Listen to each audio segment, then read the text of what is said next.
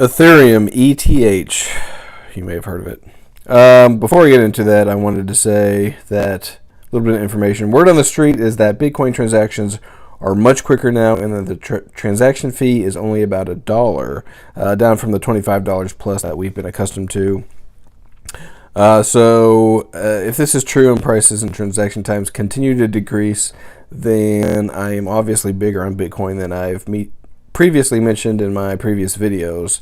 Hopefully with more adoption of SegWit, they can get the fees below 5 cents and super fast transaction times and get it to where it should be going.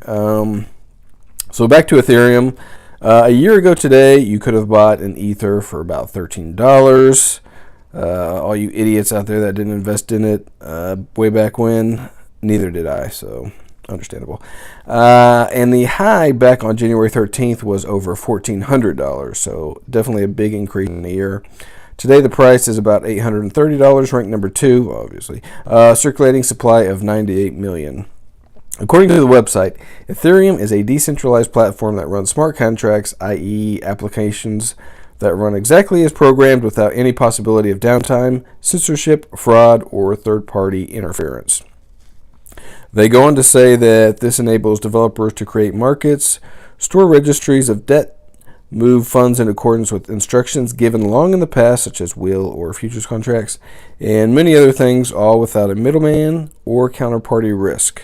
It's a project out of Switzerland. It uses the programming language called Solidity and currently is proof of work, but they are eventually moving to a proof of stake system called Casper. Overall, the website looks nice, but I was honestly expecting something nicer for such a big project in crypto. Team, obviously you have Vitalik Buterin, but after that, it was actually hard to tell who is currently working on this project, which is weird. According to the Ethereum Foundation website, it lists Vitalik, one attorney, and one developer, Jeff Wilkie. I emailed Ethereum and asked them about their team, so if they respond, I will post that in the comments.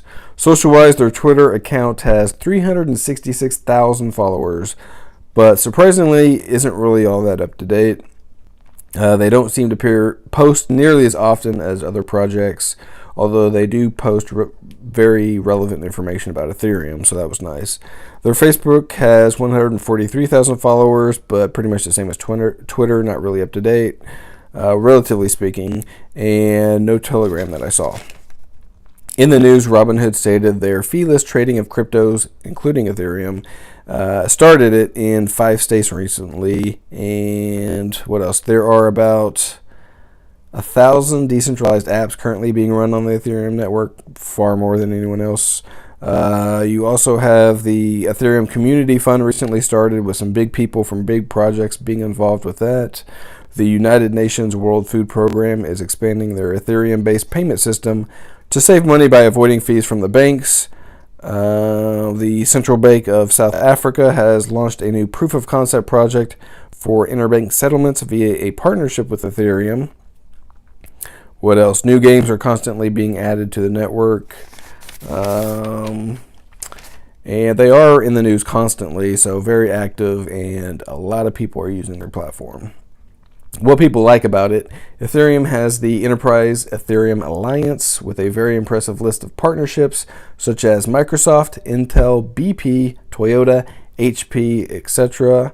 That Ethereum has become the gold standard and ERC20 tokens are dominating the market. That wallets can easily store all ERC20 tokens for convenience, i.e. IDO, however you pronounce it. That all other projects are trying to play catch up with Ethereum, giving Ethereum a huge advantage.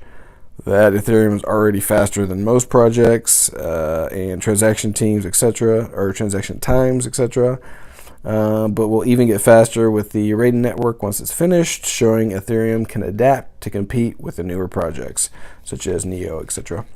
What people dislike about it, the programming language Solidity, they say isn't that great, so you'll have problems with it every once in a while.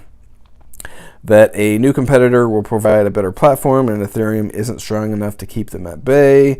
That Vitalik has too much power for such a huge project and could theoretically single-handedly screw things up. That Ethereum is too slow compared to the new generations of platforms.